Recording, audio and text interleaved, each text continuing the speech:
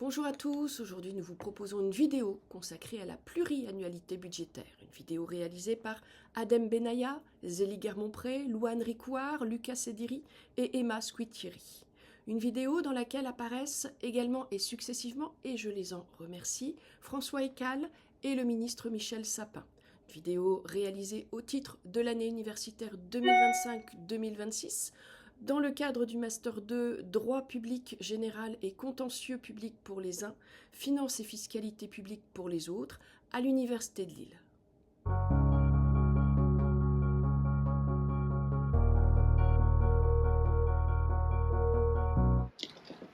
Excuse-moi, Est-ce que tu es en M2 Finances publiques et fiscalité? Oui, tout à fait. Est-ce que tu peux m'expliquer ce que c'est la pluriannualité budgétaire? Oui, bien sûr, je vais ramener mes camarades si vous avez quelques temps. Avant de vous présenter le principe de pluriannualité budgétaire, nous allons vous présenter le principe d'annualité budgétaire. Le principe d'annualité constitue depuis longtemps l'un des piliers du droit budgétaire français. Il signifie que le budget de l'État est établi pour une durée de 1 an, du 1er janvier au 31 décembre. Ce principe, consacré par la LOLF de 2001 et son arrêt validé par le Conseil constitutionnel, garantit que l'autorisation donnée au gouvernement pour percevoir les recettes et exécuter les dépenses ne vaut que pour une année. Il s'appuie sur un héritage ancien, notamment l'article 14 de la DDHC, qui impose transparence et contrôle de l'action publique. Mais au fil du temps, l'application stricte de cette annualité a montré ses limites. Dès les années 70, la France connaît un déficit public chronique, difficile à résorber avec une logique budgétaire limitée à un horizon annuel. C'est dans ce contexte qu'émerge la pluriannualité, une manière de planifier le budget sur plusieurs années, de hiérarchiser les priorités et de fixer des plafonds de dépenses à moyen terme. Cette approche transforme progressivement le budget. D'un budget de moyens, on passe à un budget d'objectifs attachés à des résultats attendus plutôt qu'à une simple reconduction annuelle des crédits. Cette évolution repose sur plusieurs transformations législatives. La Constitution de 1958 avait d'abord donné lieu à l'ordonnance numéro 59-2 du 2 janvier 1959.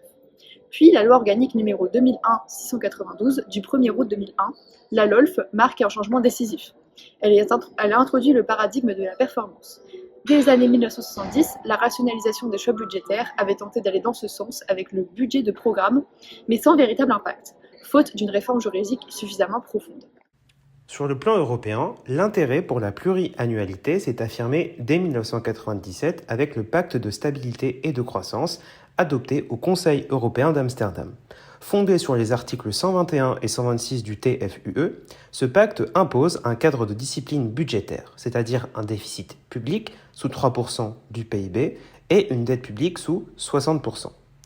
Les États doivent transmettre chaque année un programme de stabilité présentant leur trajectoire budgétaire à moyen terme. Ce cadre s'est durci avec le TSCG de 2013 qui réintroduit la règle d'or limitant les déficits structurels à 0,5% du PIB ou 1% pour les États moins endettés. Les règlements dits Six-Pack de 2011 et Two-Pack de 2013 renforcent encore la surveillance économique en instaurant des règles détaillées sur les déficits, la dette et le contrôle exercé par les institutions européennes. L'objectif de l'ensemble de ces dispositifs est clair, instaurer une pluriannualité budgétaire cohérente et contraignante pour assurer la stabilité économique et la soutenabilité des finances publiques à moyen et long terme. Aujourd'hui, la pluriannualité apparaît comme un chantier essentiel, tant au niveau national qu'européen. Elle permet une gestion plus efficace, une meilleure information budgétaire et une maîtrise accrue de la dépense publique. Pourtant, malgré son importance, son application reste imparfaite.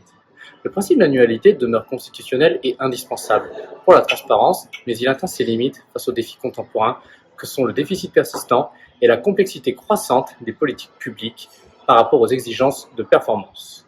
En parallèle, la pluriannualité française est régulièrement critiquée par les institutions européennes qui la jugent trop flexible. Cela pose une question centrale, comment faire évoluer le cadre budgétaire français pour concilier souplesse, rigueur et coordination entre le niveau national et le niveau européen. Il s'agit de comprendre comment améliorer l'efficacité des trajectoires pluriannuelles, tirer parti des expériences étrangères plus contraignantes et renforcer l'articulation entre la planification de moyen terme et la procédure budgétaire annuelle. Pour répondre à ces enjeux, deux axes de réflexion se dégagent. D'abord, dresser un état des lieux, analyser les limites de la LOLF, les habitudes qui freinent la véritable planification et les critiques adressées à la France par les institutions européennes. Ensuite, explorer les pistes d'évolution, renforcer la convergence entre les procédures nationales et européennes, améliorer l'information budgétaire pour permettre un changement durable de vision politique et inscrire ces transformations dans la continuité des évolutions engagées depuis les années 1960. Ainsi, la pluriannualité budgétaire apparaît non seulement comme un outil de prévision, mais aussi comme un levier stratégique pour moderniser l'action publique et relever les défis économiques des prochaines décennies. La France s'est engagée depuis plusieurs décennies dans une logique de programmation budgétaire pluriannuelle. Pourtant, entre 1998 et 2007, les programmes pluriannuels n'ont pratiquement jamais été respectés. Sur ce point, nous avons interviewé M. François Ecal, ancien magistrat près la Cour des comptes, pour le questionner sur la problématique de la culture politique française s'agissant de la mise en place de la pluriannualité. Si vous demandez à des députés, à des sénateurs ou à n'importe qui, est-ce que la pluriannualité c'est bien ou c'est mal, ils vous diront tous c'est bien. Pour les raisons que je vous ai indiquées. On a besoin de visibilité, on a besoin de savoir ce qu'il faut, on a besoin d'incertitude, une spécificité française qui relève de la culture, en effet, on n'est pas capable de s'entendre sur des mesures de redressement. Il y a un constat, pour moi, il y a un relatif constat consensuel sur l'idée qu'on ne va pas laisser le déficit public dériver indéfiniment, ni la dette publique dériver indéfiniment, mais après, il n'y a plus aucun constat, et c'est là où il y a un problème culturel, en effet, aucun consensus, sur les moyens d'y arriver. Donc voilà, donc là, la culture politique va conduire à ce que certains vont vous dire, le problème est très simple, il suffit de taxer les riches. D'autres vont vous dire, le problème est très simple, il suffit de renvoyer tous les immigrés chez eux. Voilà, donc je caricature un peu, mais on n'est pas très loin de... Et donc oui, il y a un problème de culture politique, ça, oui. Mais en ce sens-là. La raison est simple. Il manquait d'objectifs opérationnels clairs et surtout de liens concrets avec la procédure budgétaire annuelle. Autrement dit, il restait théorique. À cela s'ajoutait une tendance persistante à fonder l'action publique sur des prévisions trop optimistes. Les documents pluriannuels étaient souvent trop faibles, trop succincts, parfois incapables d'éclairer durablement la trajectoire des finances publiques. Dans ce contexte, la LOLF devait apporter un changement majeur. Son ambition était forte, contrôler mieux pour dépenser mieux, pour prélever moins. Le dispositif de performance qu'elle instaurait devait permettre au Parlement d'évaluer efficacement l'action publique et aux gestionnaires de devenir véritablement responsables des résultats. Mais son application s'est révélée globalement décevante. L'évaluation parlementaire de la performance reste insuffisante et la responsabilisation des gestionnaires demeure largement à construire. Bien que les capacités d'analyse et de collecte d'informations existent, certains domaines restent opaques. C'est le cas des dépenses fiscales. Les informations dont on dispose sont incomplètes et de qualité inégale. L'évaluation préalable de leurs effets est peu fiable, car elle se contente le plus souvent d'être calquée sur l'année en cours, sans véritable projection. À ces limites techniques s'ajoute une difficulté institutionnelle. Le Parlement, qui possède une fonction essentielle de contrôle budgétaire, conserve aussi une tradition bien ancrée, celle de modifier la loi de finances. Son pouvoir d'amendement est encadré pour ne pas nuire à l'équilibre budgétaire. Une modification reste possible à condition que l'équilibre soit maintenu, à travers une contrepartie directe et suffisante. Mais même avec ces garde-fous, la pratique a vu émerger ce que certains qualifient de véritable boulimie budgétaire. Les dépenses augmentent structurellement, obligeant les recettes à suivre mécaniquement. Cette logique d'ajustement permanent crée un risque majeur, une déconnexion progressive entre dépenses et recettes, et une fragilisation de la sincérité de l'effort budgétaire. À terme, cela empêche l'atteinte des objectifs fixés à moyen terme.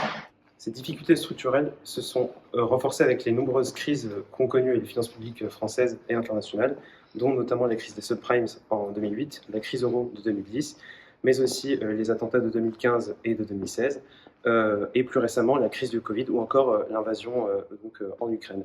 Dès lors, l'ensemble de ces crises ont obligé les États à repenser notamment les finances publiques en temps d'urgence.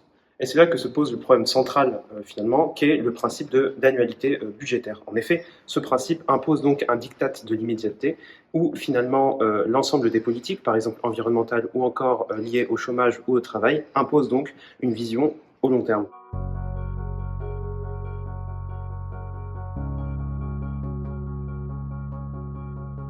Oui, c'est un frein, c'est-à-dire qu'il faudrait qu'on ait des lois de programmation plus contraignantes qui nous obligent donc justement à tenir un chemin, voilà. Mais j'y crois pas trop, en fait, parce que je vois pas, pour les raisons que je vous ai dit, je vois pas, même si on mettait ça dans la Constitution, puisqu'il y a plein de, voilà, vous avez sans doute vu qu'il y avait il y a eu dans l'histoire plein de projets de révision constitutionnelle visant à rendre les lois de programmation plus contraignantes. Le problème, c'est que de toute façon, même s'il y a la volonté politique derrière de mettre en œuvre chaque année, ces lois de programmation, il y a toujours des aléas. Il y a des crises, il y a des choses, et aucune loi de programmation n'aurait tenu en 2020. Donc, vous êtes obligé de prévoir des dispositifs en cas de crise, et donc et c'est là où ça commence à devenir compliqué, parce que vous êtes obligé de prévoir que dans certaines circonstances on peut dévier, s'écarter de ces lois de programmation, et donc qui décide qu'il faut le faire? Est-ce que vous faites reposer ça sur un comité du genre au Conseil des finances publiques? Le pouvoir politique en France ne l'acceptera pas. Ou est-ce que vous faites reposer ça sur le Parlement lui-même? Mais alors, vous retombez sur le problème précédent. C'est que chaque année, de toute façon, il aura de très bonnes raisons de s'écarter de la loi de programmation. Alors, je vous signale, vous avez peut-être vu qu'il y avait eu, c'est l'an dernier, une proposition de loi constitutionnelle au Sénat, déposée par une sénatrice, elle m'avait auditionné d'ailleurs, qui s'appelle Madame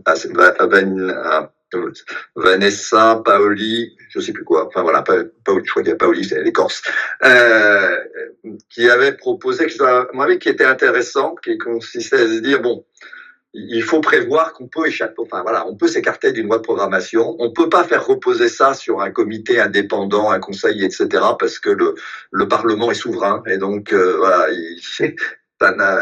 en revanche, on peut imposer que toute réforme de la loi de programmation ne puisse être votée par l'Assemblée qu'à une majorité qualifiée. C'est ça son idée. Alors ça n'avait pas marché, ça a été refusé évidemment, c'est passé. Et les arguments qui avaient été avancés étaient du type oui, mais vous demandez, c'est encore trop contraignant. Vous demandez une majorité qualifiée, trop qualifiée, donc c'est encore trop. Voilà, mais je pense qu'il faut viser quelque chose comme ça. Voilà, faut pas dire oui, le Parlement pourra échapper à la pluriannualité, mais pas par un vote normal. Voilà, il faut essayer de trouver quelque chose d'un peu plus contraignant. Voilà, vous pouvez y réfléchir. En somme, la pluriannualité apparaît comme un outil indispensable, mais mal maîtrisé. Dès lors, si l'ensemble des politiques mises en place par l'annualité budgétaire semble appliquées, il ne pourra pas y avoir de politique à long terme. Nous nous sommes rendus à Paris afin d'interviewer M. Michel Sapin, ancien ministre de l'économie et des finances sous la présidence de François Hollande. Nous lui avons posé la question suivante. Pensez-vous que la pluriannualité puisse devenir la norme, reléguant l'autorisation annuelle à l'exception?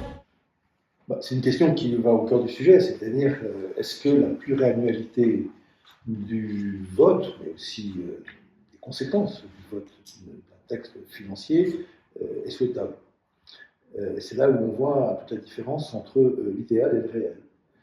Dans l'idéal, oui, c'est vraiment un travail que beaucoup d'autres pays font, qui est de ne pas regarder ce qui se passe dans une année, parce que dans une année, il peut y avoir des événements qui viennent en quelque sorte, sinon bouleverser, en tout cas modifier le contexte dans lequel la loi de finances a pu être votée, mais si on met sur 3 ans, 5 ans, à ce moment-là, on a une visibilité, on a une durabilité du vote qui est quelque chose de parfaitement souhaitable.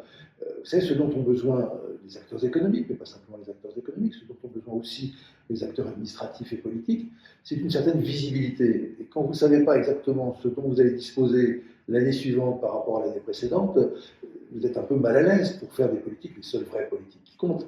C'est les politiques qui s'inscrivent dans la durée. Pour revenir sur la pluriannualité budgétaire française et surtout des critiques qu'elle suscite au niveau européen, le Conseil européen et la Commission européenne reprochent régulièrement à la France une pluriannualité trop souple, pas assez contraignante. Concrètement, la programmation pluriannuelle française peut être modifiée en cours d'exercice et assez souvent.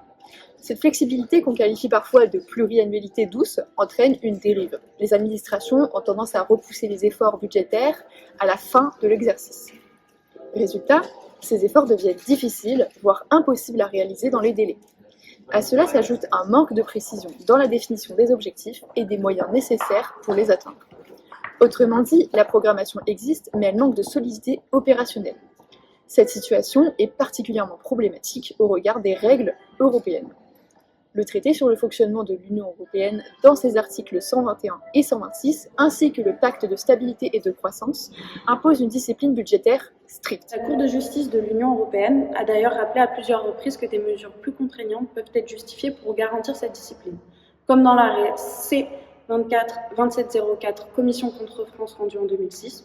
Du côté français, le Conseil constitutionnel, dans sa décision 2001-448-DC du 25 juillet 2001 concernant la LOLF, affirme que l'article 34 de la Constitution exige un contrôle strict de la fixation et de la modification des crédits budgétaires. Cela vise à assurer transparence et responsabilité. Mais la souplesse de la programmation pluriannuelle limite parfois la portée effective de ce contrôle. En résumé, la critique européenne met en lumière l'enjeu central: trouver un équilibre entre flexibilité nécessaire à la gestion budgétaire nationale et la rigueur attendue dans le cadre juridique européen. Dans un contexte où la soutenabilité des finances publiques et la confiance des marchés sont essentielles, la planification doit être claire, crédible et surtout respectée dans le temps. Pour répondre aux exigences de l'Union européenne, d'autres États utilisent d'autres formes de pluriannualité budgétaire, par opposition au modèle français, souvent jugé trop souple. Au Royaume-Uni, la pluriannualité est nettement plus rigide. Le budget est divisé en deux blocs. D'un côté, les dépenses incompressibles, soit environ 60%, programmées sur plusieurs années et difficiles à modifier. De l'autre, 40% plus volatiles et ajustées régulièrement. Ce système combine stabilité de longue durée et flexibilité ciblée. Aux Pays-Bas, la rigueur pluriannuelle s'est installée depuis les années 90 avec la norme ZALM, instaurée en 1994, à une époque où la dette dépassait 77% du PIB. Aujourd'hui, avec une dette proche de 43%, cette discipline s'appuie sur le Grand Plan Bureau, une structure indépendante qui élabore des scénarios macroéconomiques quinquennaux. Cette projection actualisée permet une pluriannualité à la fois vivante, adaptable, mais solide dans ses objectifs. La Suède propose un modèle encore plus politique. Après la crise des années 90, elle a mis en place un plafond global triennal des dépenses, voté par le Parlement et considéré comme intangible. Chaque ministre est responsable de son budget, ce qui renforce la responsabilité individuelle et l'efficacité. Le résultat est visible: dette publique stable sous 40% du PIB et grande stabilité macroéconomique. Au-delà de l'Europe, le FMI et la Banque mondiale encouragent les pays émergents à mettre en place des cadres de dépenses à moyen terme, ce que certains, comme la Mauritanie, parviennent à intégrer. Leur réussite dépend toutefois de leur intégration réelle dans le processus budgétaire national et du rôle des ministères des Finances. Plus l'ancrage institutionnel est fort, plus la stratégie est efficace. Finalement, l'expérience internationale montre que la pluriannualité n'est pas qu'une technique, c'est un instrument de gouvernance. Elle repose sur un engagement politique clair, une expertise indépendante et une planification crédible, essentielle pour la soutenabilité des finances publiques. La question de la concordance entre les procédures européennes et nationales est devenue centrale dans la gestion budgétaire française. Chaque année, avant le mois de mai, le gouvernement présente au Parlement le débat d'orientation des finances publiques. Il y expose les grandes orientations économiques et budgétaires, l'évaluation des ressources à moyen terme, ainsi que les charges classées par grande fonction, toujours à l'aune des engagements européens de la France. En parallèle, le semestre européen, créé par le Six-Pack, entré en vigueur en 2011, organise un cycle annuel de coordination budgétaire, conformément notamment à l'article 136 du TFUE. Il débute en octobre avec la transmission aux institutions européennes des projets de plans budgétaires nationaux, suivi au printemps, avril-mai, de la présentation des programmes de stabilité et les recommandations par pays. La Commission européenne formule en mai ses recommandations, approuvées en juin par le Conseil européen, puis adoptées en juillet par le Conseil de l'Union européenne. Ce calendrier, soutenu par un règlement de 2011, se superpose au débat d'orientation français, ouvrant la voie à une véritable fertilisation croisée entre droit budgétaire européen et droit national. Une fusion de ces deux temps, débat d'orientation et programme de stabilité, renforcerait leur cohérence.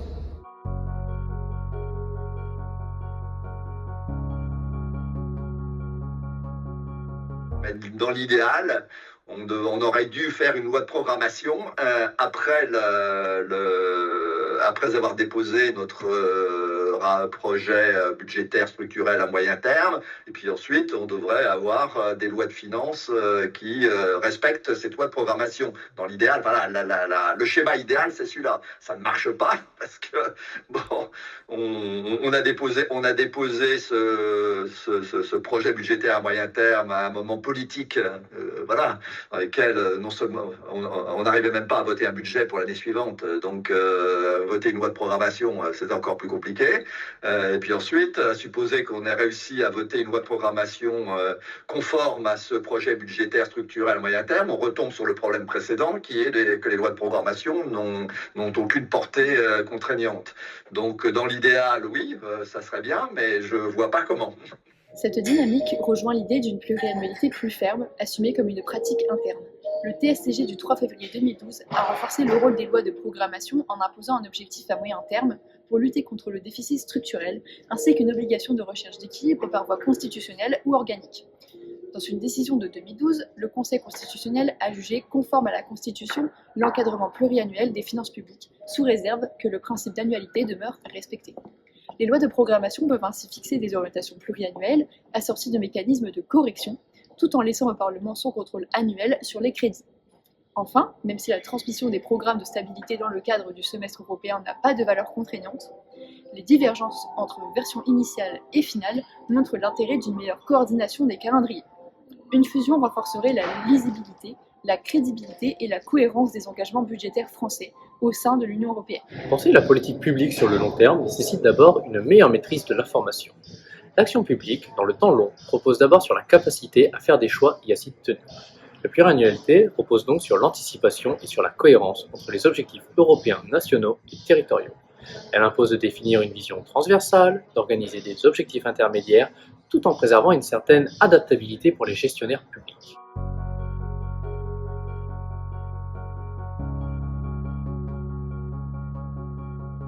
Classique, celui que nous vivons, où il y a un président de la République qui est élu, et soit parce qu'il y a une concomitance des élections, soit parce qu'il décide lui-même qu'il y ait une élection législative, qui se trouve avec une majorité qui l'appuie. Et donc, dans ce cas, le candidat, tous les candidats aujourd'hui, maintenant, c'est à peu près presque un exercice obligé, font une forme de loi de programmation qu'on appelle, au fond, le financement du programme. Voilà mon programme, et puis tout de suite, il y a quelqu'un qui dit, juste titre, mais alors, ça coûte combien, et comment vous équilibrez, comment vous faites pour respecter les 3%, quel est votre cheminement sur 5 ans. Et donc, moi, j'ai été responsable du programme de François Hollande en 2011-2012, un beau tableau avec des hypothèses de croissance, des hypothèses de recettes, des hypothèses de dépenses, par grandes catégories. Et on disait, voilà, et je vous montre que, à l'époque, on était à 5,8% de déficit, comment nous allons passer à 3%. Et on est passé à 3%. Je rappelle ça. Ceux qui devraient éventuellement oublier, il y en a qui savent gérer les finances de la France. Ça, c'est politique. Au fond, l'idée, c'est de rendre crédible. Parce qu'une grande question que peuvent se poser les électeurs, c'est malheureusement pas la seule question, c'est ce que vous me proposez, est-ce que c'est crédible? Est-ce que vous êtes en capacité de le faire? Donc, on essaie de le démontrer. Donc, il y a politiquement un travail de programmation pour crédibiliser le programme que l'on présente. Si je prends 2011-2012, c'était fait très sérieusement, et du côté de Nicolas Sarkozy, et du côté de François Hollande, même si après, il y a des hypothèses de croissance, par exemple, qui n'ont pas été au rendez-vous, et donc il faut adapter les choses. Alors la question qui est posée, c'est est-ce qu'on transformerait ce programme, celui qui vient d'être élu et qui a une majorité derrière lui, en une programmation pluriannuelle? Je pense que c'est politiquement ce qui paraît être le plus adapté. Mais regardons aujourd'hui, 2022, il y a une élection, 2024, il y a une dissolution, il n'y a plus de majorité. Qu'est-ce que deviendrait cette loi de finances programmée en 2022 dans un contexte politique totalement différent? Immédiatement, la majorité ou la non-majorité, et parfois c'est une majorité nouvelle, on est dans une cohabitation, dirait ben, ça c'est vous, mais c'est pas moi. Et donc chercherait, et c'est normal, à adapter la programmation de ses finances à son propre programme. C'est pour ça que c'est toujours très, très compliqué, c'est quasiment impossible politiquement de se projeter au-delà de 5 ans. Et même ces 5 ans, on s'aperçoit que c'est souvent soit bouleversé par un contexte, vous avez le Covid-19 qui vous débarque dessus, votre programmation, vous pouvez faire ce que vous voulez, quoi qu'il en coûte n'était pas, une phrase malheureuse, mais elle n'était pas inadaptée à l'année Covid. Oui, il y a un trou, il faut, voilà, quoi qu'il en coûte, on y va. Après, c'est totalement inadapté après, c'est un peu la cause du dérapage. Mais donc, le Covid-19 arrive, vous maintenez votre loi de programmation sur 5 ans, non? Évidemment, vous allez l'adapter. Vous avez le conflit en Ukraine, qui a des conséquences en termes de prix des matières premières, tout ça a des conséquences considérables sur les budgets. Donc vous avez une variation du prix du pétrole, ça a une conséquence immédiate dans le budget des armées ou tout autre domaine de fonction. Donc ce n'est pas simplement des modifications internes, c'est pas parce que simplement la France chanterait de majorité. Il y a aussi des événements qui rendent nécessaire une adaptation. Donc vous voyez que l'idéal, je vais commencer par ça, se confronte avec le réel de la vie politique, le réel de la vie économique, le réel de la vie géopolitique. Vous avez un conflit qui apparaît, ça on ne l'a pas forcément prévu, on l'a encore moins souhaité. Donc, et c'est ça qui rend extrêmement compliqué cet exercice légitime de programmation lorsqu'il se confronte au réel et qu'ensuite il faut regarder ce qui se passe au jour le jour dans les caisses de l'État. Donc, la loi organique du 15 avril 2009 renforce cette logique en imposant les études d'impact pour les projets de loi ainsi que des évaluations préalables pour les dispositions relevant du domaine partagé des lois de finances. De plus, l'article 7 de la LOLF instaure donc la justification au premier euro. Chaque crédit doit être précisément défini dans sa destination comme dans son coût, afin de permettre donc la comparaison et le contrôle. Depuis l'adoption de la LOLF, de nouveaux outils structurent la gestion publique, ce qu'on appelle notamment les projets annuels de performance, qui décrivent les politiques à venir, et les rapports annuels de performance qui dressent le bilan de la politique passée. Donc ces documents améliorent fortement la qualité et la quantité de l'information disponible. Cependant, ils restent perfectibles. On pourrait par exemple mieux suivre donc l'évolution des crédits via des tableaux dédiés ou renforcer la cohérence entre les indicateurs de la gestion et la construction du budget. Une meilleure vision pluriannuelle aiderait donc ainsi les pouvoirs publics à atteindre leurs objectifs à moyen terme, donc ce qu'on appelle les OMT. Une analyse des dépenses de l'État au regard de leurs projections tendancielles donc serait utile. Pour approfondir cette connaissance, une analyse contradictoire des dépenses de l'État au regard de leurs projections tendancielles serait utile. Le Conseil stratégique pourrait conduire des analyses périodiques sur 5 ans en associant donc le Parlement, renforçant ainsi son pouvoir de contrôle. Le Haut Commissariat au plan pourrait s'appuyer sur ces travaux pour nourrir donc une vision prospective consolidée. Au niveau européen, l'article 312 du TFUE régit le cadre financier pluriannuel. Celui-ci organise une programmation à moyen et long terme, dans la limite des ressources disponibles. Le règlement Euratom 2018-1046 précise ce fonctionnement. Conformément à l'article 310 du TFUE, les dépenses restent autorisées chaque année, du 1er janvier au 31 décembre. Mais ce principe d'annualité s'inscrit dans un cadre pluriannuel d'au moins 5 ans, selon l'article 312-1 du TFUE.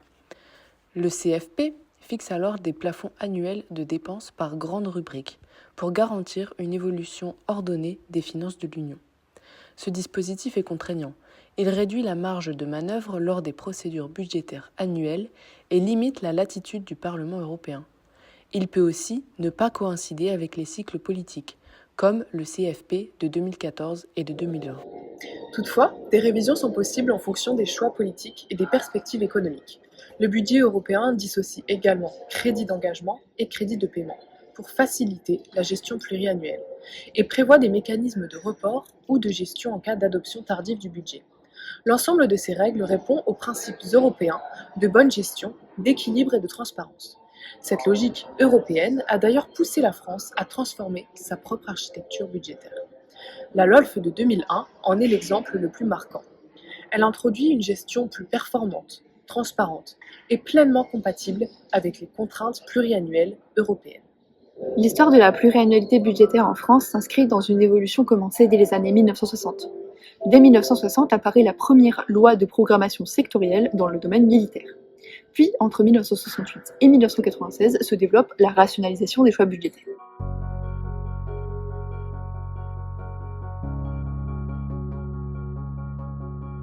RCB, déjà en 93, c'était déjà ancien, hein, puisque ça a commencé en 68, en mai 68 d'ailleurs, de manière assez amusante. Ça n'a jamais vraiment marché pour plusieurs raisons. On vous dira, une des explications officielles, c'était que c'était déconnecté de la procédure budgétaire. C'est-à-dire que c'était des études qui étaient faites par la direction de la prévision, justement, où j'étais bien souvent, avec la direction du budget aussi, mais ça restait un peu dans la tour d'ivoire de Bercy. Il n'y avait aucun partage avec les autres ministères, et puis ça n'était pas du tout intégré dans la procédure de discussion budgétaire, les conférences budgétaires, etc. Bon, ça restait un peu des études. Donc c'est première raison. Deuxième raison, à mon avis, alors peut-être en fait qui est encore plus fondamental, c'est que c'est un problème général de l'évaluation des politiques publiques, c'est que c'est quand même très compliqué techniquement. Ça repose sur des méthodes d'analyse économique qui sont pertinentes, mais qui sont pas faciles à comprendre, et donc les politiques ont du mal à s'approprier. Au fil des années, les lois de programmation se multiplient dans divers secteurs, jusqu'à l'adoption de la première loi d'orientation quinquennale en 1994. Cette dernière n'est pas une norme contraignante, mais un engagement politique pour une meilleure gestion dans un contexte marqué par la crise économique de 1992. En 1999, un groupe de travail sur l'efficacité de la dépense publique dirigé par Didier Migaud conclut qu'il faut contrôler réellement pour dépenser mieux et prélever moins. Ce groupe est directement à l'origine de la rédaction de la LOLF. L'adaptation de la LOLF en 2001 constitue un véritable changement de paradigme. On passe d'un budget de moyens à un budget d'objectifs. L'architecture du budget, organisée en missions, programmes et actions, permet de structurer les politiques publiques de manière cohérente et précise. La LOLF marque ainsi un premier pas vers une pluriannualité plus assumée et s'inscrit à la fois dans l'évolution nationale du budget et dans les transformations européennes des traités. Philippe Séguin parlait d'ailleurs d'une réforme de l'État par le budget. La loi organique vise à clarifier les stratégies publiques et à renforcer la responsabilité des décideurs. Dans ce mouvement, la circulaire du Premier ministre du 11 février 2008 introduit donc une programmation budgétaire triennale. Sans portée normative, elle crée toutefois donc une culture du dialogue interministériel visant donc à concilier maîtrise des dépenses et efficacité des politiques publiques. Elle pourrait être renforcée en s'appuyant davantage sur les tendances de long terme. La pluriannualité offre donc une meilleure visibilité, mais elle limite la souplesse qu'autorise une gestion annualisée. Une loi de programmation pourrait se décliner donc en loi sectorielle, sous contrôle d'un rapport de conformité, mais l'excès de rigidité serait contre-productif. L'annualité reste donc un principe fondamental, tandis que la pluriannualité est un outil donc de prévision. L'enjeu est de concilier ces deux approches. Une nouvelle organisation du temps politique permettrait donc un meilleur contrôle des recettes et des dépenses et, à terme, la possibilité de créer des crédits de secours pour anticiper donc les nouveaux défis. Cette tension entre annualité et pluriannualité a longtemps marqué le système budgétaire français. Dès l'an 2000, le Sénat, dans son rapport numéro 37, intitulé « Doter la France de sa nouvelle constitution financière », constate que les finances publiques françaises sont affectées par un manque de vision à moyen terme. Le rapport parle alors de, je cite, de myopie budgétaire. La stricte annualité empêchait toute vision à moyen terme, alors que certaines charges, comme la dette ou les pensions, s'étendent sur des décennies. Pour y remédier, il était proposé de conserver l'annualité pour l'autorisation des dépenses, tout en permettant des engagements pluriannuels ciblés. Ces propositions visaient à faire de la pluriannualité un outil et non un carcan. 24 ans plus tard, en 2024, une nouvelle étape est envisagée avec la proposition de loi constitutionnelle du rapport numéro 111 visant à accélérer le redressement des finances publiques. Elle propose un renversement hiérarchique, la pluriannualité primerait sur l'annualité, des lois cadres financières fixeraient pour toute la législature les plafonds de dépenses, la trajectoire des prélèvements obligatoires et les objectifs de solde public. Le Haut Conseil des finances publiques serait constitutionnalisé et les mesures fiscales réservées aux lois de finances. Mais cette ambition suscite des objections fortes, risque de porter atteinte au contrôle parlementaire fondé sur le consentement annuel de l'impôt, rigidification excessive du cadre budgétaire, menace pour l'autonomie financière des collectivités et transformation délicate du Conseil constitutionnel en juge financier. Les articles sont finalement rejetés. Cette tentative montre néanmoins une tendance profonde, celle de la volonté de donner à la pluriannualité une valeur politique et juridique supérieure. Depuis la LOLF, elle apparaît comme un symbole de maturité budgétaire, indispensable à la soutenabilité de l'action publique. Mais l'équilibre reste délicat. La visibilité pluriannuelle assure la stabilité, tandis que la souplesse démocratique garantit la légitimité du pouvoir financier. En conclusion, la pluriannualité budgétaire s'impose aujourd'hui comme un enjeu majeur des finances publiques au croisement de la tradition constitutionnelle française et des exigences européennes. Le principe d'annualité, longtemps considéré comme indiscutable parce qu'il garantissait transparence et contrôle, montre désormais ses limites. Face à des déficits persistants et à des besoins croissants de planification, la pluriannualité devient l'outil nécessaire pour structurer une vision stratégique à moyen et long terme, fondée sur des objectifs précis et hiérarchisés. La LOLF de 2001 a joué un rôle décisif dans cette transformation. Elle a introduit la logique de performance, la distinction entre autorisation d'engagement et crédit de paiement, ainsi qu'un cadre pluriannuel plus affirmé, tout en restant pleinement ancré dans le droit national. À l'échelle européenne, le pacte de stabilité et de croissance, le traité de la stabilité et la coordination et la gouvernance, ainsi que le six-pack et le two-pack, encadrant une discipline budgétaire renforcée. Ces dispositifs imposent aux États membres une pluriannualité harmonisée, contraignante et cohérente. Pour autant, la mise en œuvre demeure perfectible. En France, la pluriannualité jugée trop souple manque de rigueur, rendant les trajectoires difficilement atteignables. L'expérience internationale montre que les cadres les plus efficaces reposent sur une articulation claire entre indépendance technique et engagement politique pour maintenir à la fois flexibilité et discipline. La pluriannualité est devenue un outil nécessaire visant à permettre d'assurer la crédibilité, soutenabilité et efficacité des politiques budgétaires. Le véritable défi consiste désormais à concilier cette visibilité de long terme avec la souplesse démocratique nécessaire afin de garantir à la fois la stabilité financière et la légitimité politique dans la gestion des deniers publics. Ce qui nous amène au dilemme exposé par le Conseil d'État dans son dernier rapport sur la question. Faut-il un changement de vision politique avec le vote d'une loi de programmation des finances publiques en début de législature ou une révision constitutionnelle rendant les lois de programmation plus contraignantes ?